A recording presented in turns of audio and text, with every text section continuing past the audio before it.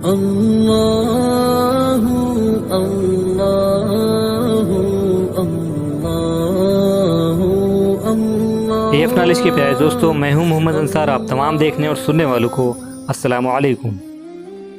دوستوں، آپ لوگوں نے آج کل دیکھا ہوگا کہ مسجد اقصیٰ، جس کا دوسرا نام بیت المقدس ہے، جس کو لے کر فلسطین اور اسرائیل کے بیچ کئی سالوں سے جنگ چلی آ رہی ہے، لیکن سچائی یہ ہے کہ یہ صرف فلسطین اور اسرائیل کی جنگ نہیں ہے، یہ پورے عالم اسلام اور یہودیوں کی جنگ ہے۔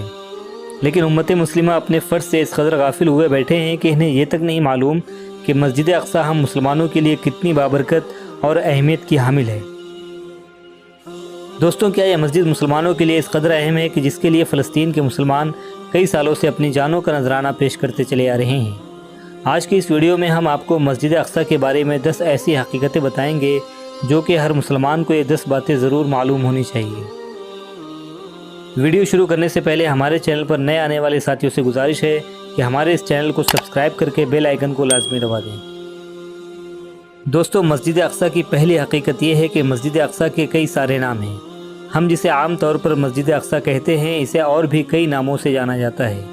اگرچہ اس مسجد کے بہت سے مختلف نام ہیں، لیکن ان میں سے سب سے مشہور نام وہ ہیں جو قرآن و حدیث میں آئے ہیں، یعنی کہ مسجد اقصیٰ، اور دوسرا قرآنی نام بیت المقدس ہے۔ اسلام میں صرف 3 مساجد ایسی ہیں جن کو دیکھنے اور وہاں نماز پڑھنے کی نیت سے آپ سفر کر سکتے ہیں، اور مسجد اقصیٰ انہی تینوں مسجدوں میں سے ایک ہے۔ بخاری شریف کی روایت ہے کہ حضرت ابو ہریرہ رضی اللہ تعالیٰ عنہ فرماتے ہیں کہ نبی اکرم صلی اللہ علیہ وسلم نے ارشاد فرمایا، عبادت کی نیت سے صرف 3 مسجدوں کے لیے ہی سفر کیا جائے، اور وہ ہے مسجد حرام، مسجد نبوی اور مسجد اقصیٰ۔ دوستو، مسجد اقصیٰ کی تیسری حقیقت یہ ہے کہ مسجد اقصیٰ کے تعلق سے بخاری کی روایت ہے کہ یہ زمین پر دنیا کی دوسری سب سے پرانی مسجد ہے۔ مسجد اقصیٰ وہ مسجد ہے جس کی بنیاد روئے زمین پر مسجد حرام کے تقریباً 40 سال بعد رکھی گئی۔ اس حوالے سے ابو ذر غفاری رضی اللہ تعالیٰ عنہ بیان فرماتے ہیں کہ میں نے رسول اللہ صلی اللہ علیہ وسلم سے روئے زمین پر سب سے پہلے تعمیر کی جانے والی مسجد کے حوالے سے سوال کیا، تو آپ صلی اللہ علیہ وسلم نے جواب دیا، مسجد حرام۔ میں نے سوال کیا، پھر اس کے بعد کون سی مسجد تعمیر کی گئی؟ تو آپ صلی اللہ علیہ وسلم نے جواب دیا، مسجد اقصیٰ۔ میں نے سوال کیا، ان دونوں کی تعمیر کے دوران کتنے سالوں کا فاصلہ ہے؟ تو آپ صلی اللہ علیہ وسلم نے جواب دیا، 40 سال کا۔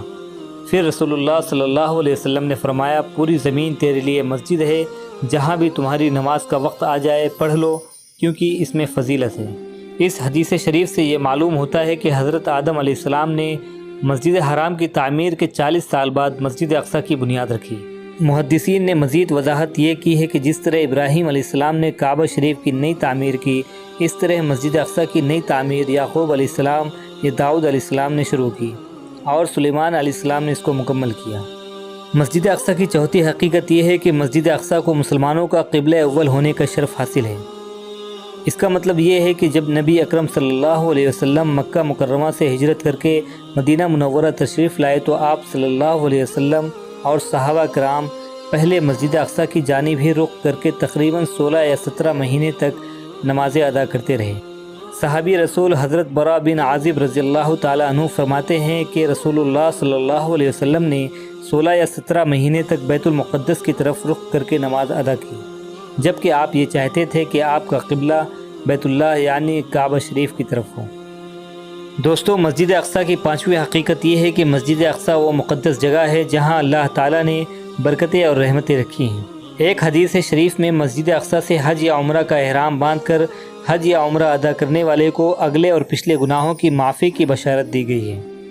نبی اکرم صلی اللہ علیہ وسلم کی زوجہ حضرت ام سلمہ رضی اللہ تعالی عنہا سے روایت ہے کہ انہوں نے رسول اللہ صلی اللہ علیہ وسلم کو فرماتے ہوئے سنا، جس نے مسجد اقصیٰ سے مسجد حرام کے لیے حج یا عمرہ کا احرام باندھا، اس کے اگلے اور پچھلے گناہ معاف کر دیے جائیں گے، یا جنت اس کے لیے واجب ہو جائے گی۔ دوستوں، 6ویں حقیقت یہ ہے کہ مسجد اقصیٰ کی یہ بھی ایک خصوصیت ہے کہ اسی مسجد سے رسول اکرم صلی اللہ علیہ وسلم کا سفر معراج ہوا۔ اس سفر معراج میں آپ کو نماز کا تحفہ دیا گیا۔ یہ واقعہ بخاری شریف میں ایک لمبی حدیث میں آیا ہے۔ نماز والے حصے کا حاصل یہ ہے کہ اول اللہ تعالیٰ نے اس سفر میں آپ کو 50 نمازوں کا تحفہ دیا۔ پھر حضرت موسیٰ علیہ السلام کے کہنے پر کہ آپ صلی اللہ علیہ وسلم کی امت ان 50 نمازوں کی ادائیگی نہیں کر پائے گی، آپ صلی اللہ علیہ وسلم نے اللہ تعالیٰ سے نماز کی تعداد کی کمی کی درخواست کی۔ پھر اللہ تعالیٰ نے اس نماز کو کم کرتے کرتے 5 نمازیں امت محمدیہ کے لیے باقی رکھی۔ مسجد اقصیٰ کی 7ویں اہمیت اور فضیلت کا اندازہ اس سے ہوتا ہے کہ یہ بیت المقدس نبیوں کا شہر رہا ہے۔ حضرت لوط علیہ السلام، حضرت داؤد علیہ السلام جیسے کئی نبیوں نے یہاں پر اپنی زندگی گزاری ہے، اور یہی وہ بابرکت سرزمین ہے جس کی طرف اللہ نے حضرت ابراہیم علیہ السلام کو ہجرت کرنے کا حکم دیا۔ سورہ انبیاء میں اللہ تعالیٰ فرماتے ہیں کہ ہم نے ابراہیم اور لوط کو نجات دی ایسی سرزمین کی طرف جس میں ہم نے برکتیں اتار رکھی ہیں۔ یہی وہ مقدس جگہ ہے جہاں سلیمان علیہ السلام بیٹھ کر ساری دنیا پر حکومت کیا کرتے تھے۔ مسجد اقصیٰ کی 8ویں حقیقت یہ ہے کہ مسجد حرام اور مسجد نبوی میں کئی ہزار نمازوں کا ثواب ملتا ہے، اور اس کے بعد جس مسجد میں نماز پڑھنے کا سب سے زیادہ ثواب ملتا ہے وہ مسجد اقصیٰ ہے۔ ایک حدیث شریف میں مسجد اقصیٰ میں ایک پڑھی جانے والی نماز کا ثواب 50,000 نمازوں کے ثواب کے برابر بتایا گیا ہے۔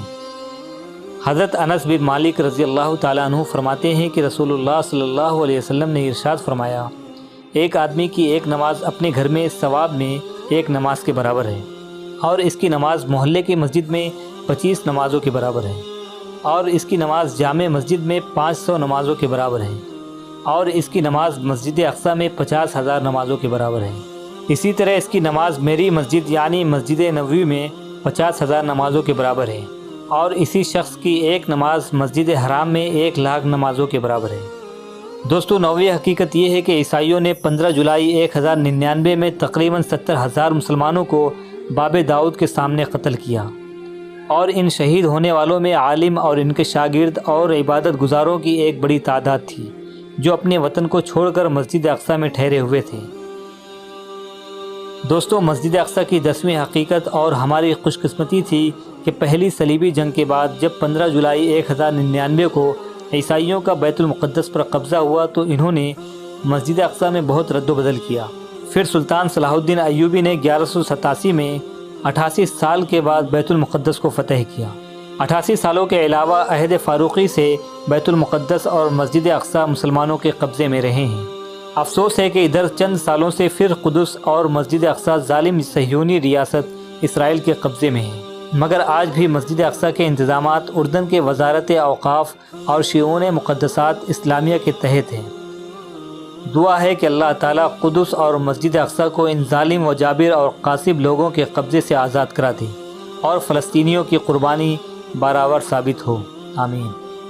امید ہے ہماری آج کی اس ویڈیو میں آپ کو مسجد اقصیٰ کے متعلق وہ تمام جانکاری ملی ہوگی جو آپ میں سے بہت لوگ ابھی تک نہیں جانتے تھے۔ مہربانی کر کے اس ویڈیو کو اپنے دوستوں میں لازمی شیئر کریں، اور اس طرح کی انفارمیٹیو ویڈیوز کے لیے ہمارے چینل کو لازمی سبسکرائب کر لیں۔ اب میں ملوں گا آپ سے ایسی ہی کسی ویڈیو میں، تب تک کے لیے اپنا بہت سارا خیال رکھیے گا۔ اللہ حافظ۔